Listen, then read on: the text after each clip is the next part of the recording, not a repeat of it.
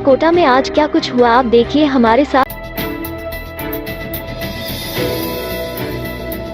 कोटा शहर में सोमवार को एक बार फिर से बारिश का दौर शुरू हो गया। अधिकांश क्षेत्रों में शाम को अचानक तेज बारिश शुरू हो गई। थोड़ी देर की बारिश से सड़कें तर हो गई, नालों में पानी की आवक हो गई। हालांकि कुछ देर बरसने के बाद थम गई थी, फिर भी बारिश का क्रम रुक रुक जारी रहा। इससे पूर्व से ही मौसम खराब था, गर्मी और उमस की स्थिति थी, जिसके चलते लोगों की हालत खराब हो रही थी।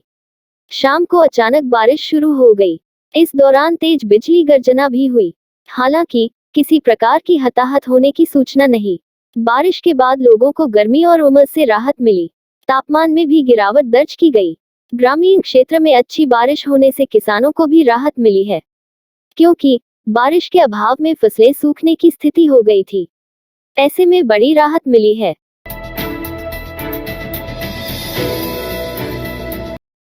शहर के विभिन्न कृष्ण मंदिरों में सुबह से ही कृष्ण जन्म उत्सव को लेकर तैयारियां जोरों पर चल रही हैं। भगवान के जन्म के उपलक्ष्य में विशेष विद्युत सज्जा और आकर्षक झांकियां सजाई गई हैं। शहर के कुन्हाड़ी स्थित राधा माधव मंदिर में भगवान कृष्ण के जन्म उत्सव का 2 दिवसीय कार्यक्रम सोमवार को शुरू हुआ। पहले दिन भगवान के अभिषेक जन्म उत्सव की विभिन्न झांकियों की प्रदर्शनी भी रात को 12 बजे भगवान के जन्म पर महाआरती व प्रसाद वितरण किया गया।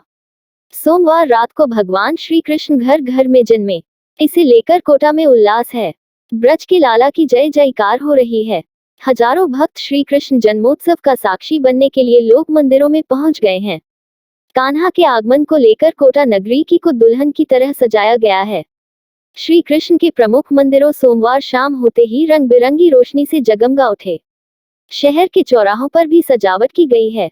रात को जगह जगह लीला मंचन हुआ। यह क्रम कल भी जारी रहेगा।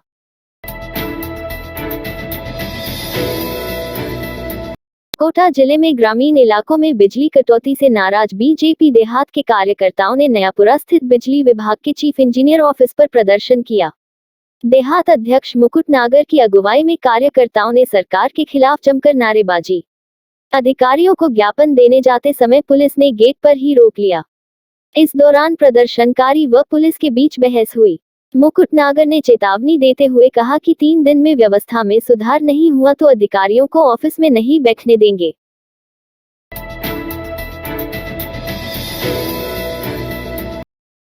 अंडरपास के नीचे सीढ़ियां बनाने और अधूरे काम को पूरा करने का कार्य जारी। कोटा स्मार्ट सिटी प्रोजेक्ट के तहत रोड आम चौराहे पर बनाए गए अंडरपास के नीचे से ट्रैफिक चालू करने के बाद अब उसकी सीढ़ियां बनाने और अधूरे काम को पूरा करने का कार्य लगातार जारी है। सीआईडी रोड पर घोड़े वाले बाबा चौराहे से डीसीएम रोड पर नई धान मंडी गेट के सामने तक अंडरपास का निर्माण किया गया है, जिसे कुछ दिन पहले ही ट्रैफिक व्यवस्था के लिए खोला गया है। यहाँ से सीधा आवागमन तो शुरू हो गया है, लेकिन अंडरपास के नीचे अभी भी काफी काम बाकी है, जिसमें शरीर निकल रहे हैं और उन्हें कवर करने का काम अब न्यास के संवेदक द्वारा किया जा रहा है। अधिकारियों ने बताया कि अंडरपास जुड़ने के बाद लोगों की सुविधा को ध्यान में रखते हुए उसे शुरू तो कर दिया गया था, लेकिन कुछ काम अभी भी बाकी है, उसे पूरा करने का काम किया जा रहा है। उसमें समय लगेगा, लेकिन उस बीच आमजन को परेशानी न हो, इसे ध्यान में रखा जा रहा है। साथ ही अंडरपास के बीच चौराहे से नीचे उतरने के लिए सीढ़ियां भी बनाई जा रही हैं। इसका काम लगातार जारी है। गौरतलब है कि एरोड्रम अंडरपास का काम अप्रैल 2020 में शुरू हुआ था, जिसे मई 2021 में पूरा होना था, लेकिन उसमें समय लगा। इस कारण से उसे 15 अगस्त के बाद शुरू किया गया है।